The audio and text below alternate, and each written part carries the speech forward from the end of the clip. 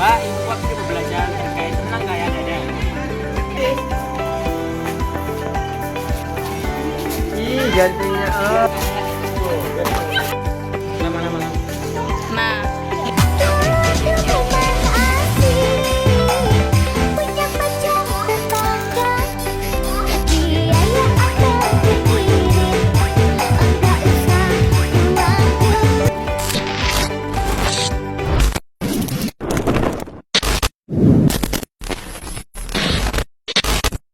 Halo semuanya, di sini saya akan menjelaskan tentang sejarah Blip Test.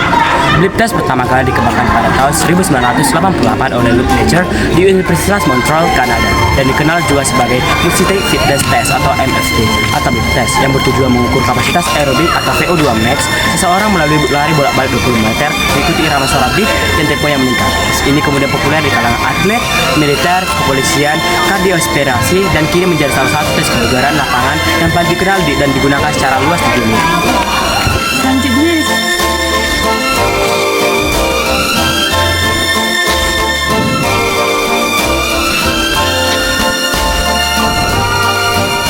saya akan menjelaskan teknik pelaksanaan tes BIP. Teknik pelaksanaan tes BIP melibatkan lari bolak-balik sejauh 20 meter mengikuti irama suara beat yang semakin lama semakin cepat, dimulai dengan kecepatan lambat dan meningkat setiap levelnya. Peserta harus mencapai garis finish tepat saat bunyi beep berbunyi, dan kecepatan akan terus meningkat hingga mereka gagal mencapai garis 2 kali berturut-turut yang menandakan akhir tes tersebut. Kemudian langkah-langkah pelaksanaan tes beep. 1. Persiapan. Siapkan lintasan lari sepanjang 20 meter dengan tanda di kedua ujungnya. Lakukan pemanasan ringan selama 5-10 menit sebelum tes dimulai. Yang kedua, memulai tes. Berdiri di garis start sambil menunggu instruksi dari pemutar audio. Tes dimulai dengan suara beat pertama yang menandakan untuk mulai berlari menuju garis finish sejauh 20 meter. Yang ketiga, pelaksanaan lari. Berdiri dari satu garis ke garis lainnya mengikuti irama suara beat. Peserta harus tiba di garis tujuan paling lambat saat bunyi beat berikutnya terdengar. Setelah mencapai garis, segera berbalik arah dan berlari kembali ke ujung yang lain mengikuti ritme yang sama. Yang keempat, peningkatan kecepatan. Kecepatan lari yang dibutuhkan akan meningkat seiring dengan berjalannya tes, di mana bunyi beep akan berbunyi lebih cepat di awal level yang baru. Yang kelima, akhir tes. Tes berakhir ketika peserta gagal mencapai garis tujuan 2 kali berturut-turut sebelum bunyi beep terdengar. Skor akhir peserta adalah level dan jumlah balikan atau shuttle yang berhasil diselesaikan sebelum kegiatan berakhir.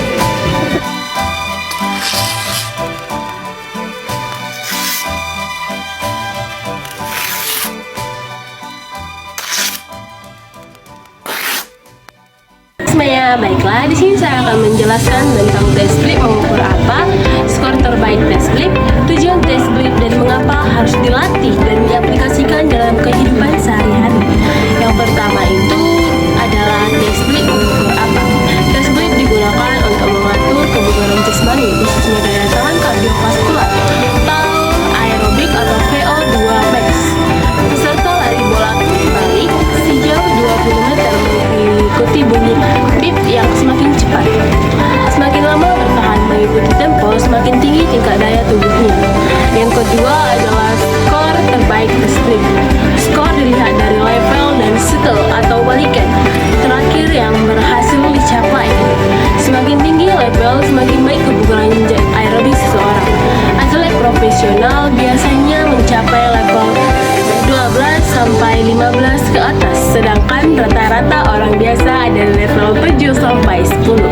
Yang ketiga adalah tujuan tes blip. Tujuan tes blip ini ada beberapa. Yang pertama itu mengukur kemampuan jantung paru-paru atau VO2 max. Yang kedua, mengetahui ketahanan fisik untuk aktivitas sehari-hari maupun olahraga. Yang ketiga, memberi tolok ukur perkembangan ke latihan fisik seseorang. Yang keempat, seleksi fisik untuk atlet, militer, polisi, atau pekerjaan yang butuh stamina tinggi. Yang terakhir atau yang keempat adalah mengapa harus dilatih dan diaplikasikan dalam kehidupan sehari-hari. Karena ini ada beberapa alasan, yaitu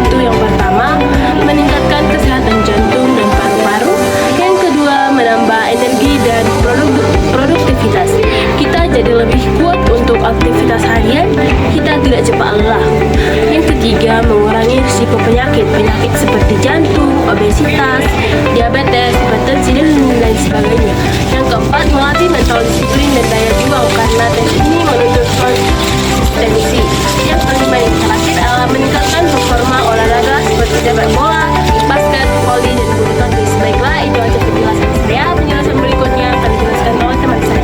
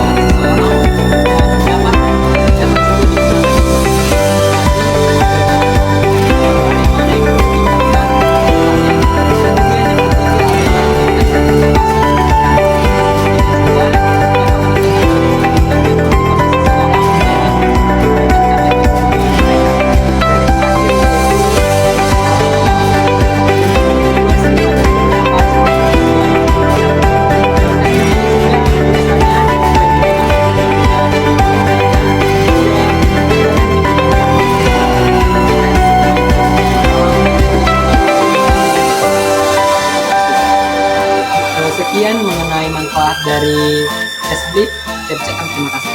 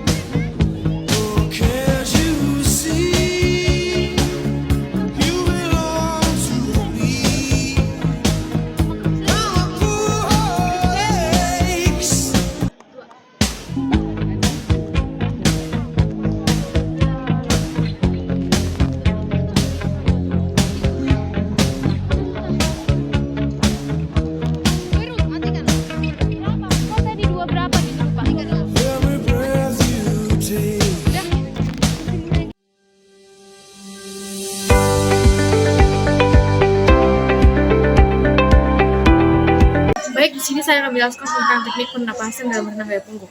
Dalam renang gaya punggung, teknik pengambilan napas relatif lebih mudah dibandingkan gaya lain karena wajah berada di atas permukaan air. Namun, tetap ada teknik yang lebih benar agar terlibat berenang tidak terganggu. Berikut langkah-langkahnya. Yang pertama adalah posisi kepala. Nah, dalam kepala ini, kepala rileks, pandangan ke atas atau sedikit ke belakang, bukan ke kaki. Yang kedua itu, jangan terlalu mengadang atau menunduk supaya tubuh tetap sejajar di permukaan air.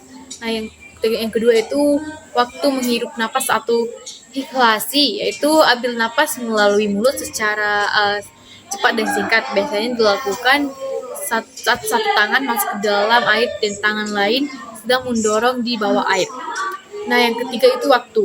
Waktu yaitu mengeluarkan napas atau ekhalasi. Itu dikeluarkan napas perlahan melalui hidung atau mulut saat tubuh tetap bergerak. Buang napas saat lengan bergerak di bawah air menuju paha. Nah, yang keempat itu pola pernapasan, yaitu umumnya perenang mengambil napas setiap 2 kali kayuhan tangan atau satu siklus kiri dan kanan. Atlet yang sudah mahir bisa mengatur sesuai kebutuhan, tetapi tetap dijaga ritme agar tidak cepat lelah. Yang kelima, itu hal yang perlu dihindari, jangan menahan napas terlalu lama atau bisa membuat cepat lelah. Jangan mengangkat kepala ke depan, bisa itu mengganggu keseimbangan dan memperlambat kecepatan kita dalam berenang. Sekian dari penjelasan saya, terima kasih.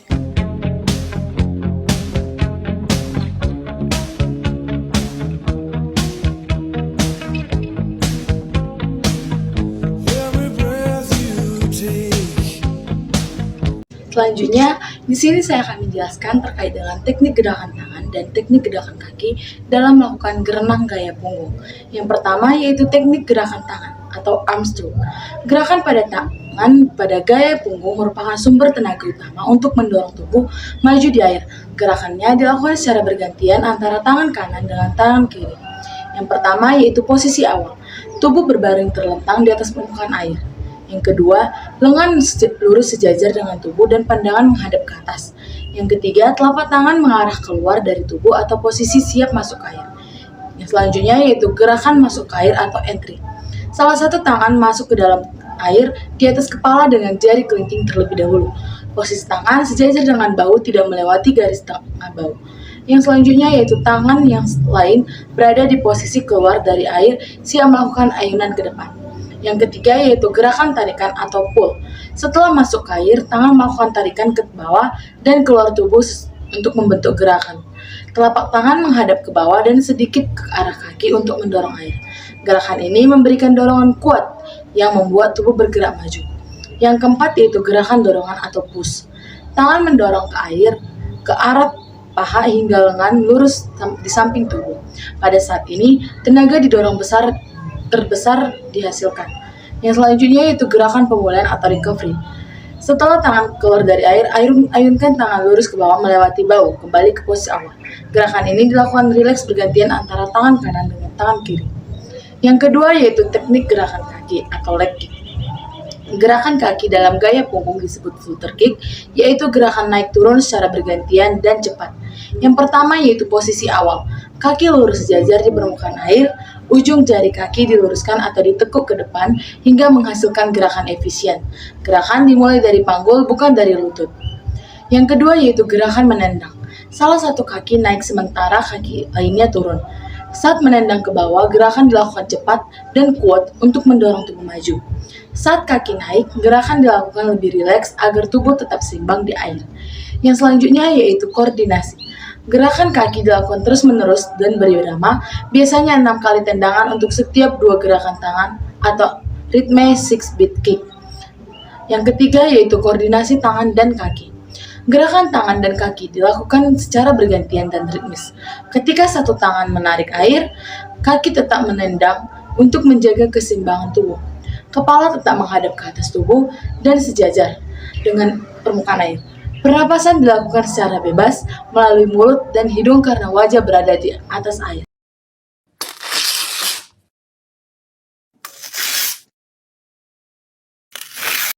Nah, baiklah, di sini saya yang bernama Jessica Julian Panjaitan akan menjelaskan teknik kepala pada renang gaya punggung. Teknik kepala pada renang punggung adalah lutut, standar berat, rileks, dan netral dengan wajah menghadap ke atas. Pandangan lurus sekali lagi dan di sebagian telinga terendam air. Posisi ini penting untuk keseimbangan tubuh, mengurangi kehambatan air, dan menjaga pinggul agar tidak tenggelam terlalu dalam. Dari dasar kepala renang, gaya punggung adalah pertama posisi netral. Jaga kepala tetap dalam posisi netral sejajar dengan tulang belakang dan tidak menengok ke samping atau menunduk terlalu dalam. Pandangan mata diarahkan lurus ke atas atau ke langit-langit. Relaksasi leher. Biarkan leher rileks untuk menghindari ketegangan yang bisa menyebabkan kram karena leher menopang kepala. Yang berikutnya posisi telinga. Sebagian telinga harus berada di bawah permukaan air dengan ketinggian yang menutupi sebagian telinga. Berikutnya menjaga keseimbangan. Posisi kepala yang benar membantu menjaga tubuh tetap lurus dan horizontal, mencegah pinggul dan kaki yang tenggelam yang dapat memperlambat gerakan. Berikutnya, hindari mengangkat kepala terlalu tinggi. Mengangkat kepala terlalu tinggi dapat membuat pinggul tenggelam, meningkatkan hambatan, dan menyebabkan gerakan tidak efisien. Baiklah, hanya itu materi yang dapat saya sampaikan. Materi berikutnya akan dijelaskan oleh teman saya. Dadah!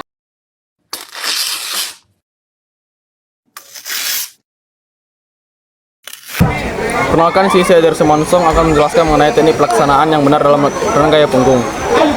Teknik yang benar dalam pelaksanaan renang gaya punggung meliputi posisi tubuh terlentang dan lurus di permukaan air, gerakan kaki seperti gaya bebas dari pinggul, gerakan lengan yang berselang-seling, serta pernapasan teratur karena wajah selalu di atas air. Pastikan juga untuk melakukan rotasi pinggul dan bahu untuk tenaga yang maksimal. Serta kita harus memperhatikan yang pertama adalah posisi tubuh dan kepala, yang kedua gerakan kaki, yang ketiga gerakan tangan, yang keempat pernapasan, yang kelima serta koordinasi dan rotasi. Terima kasih. Nothing beats a jet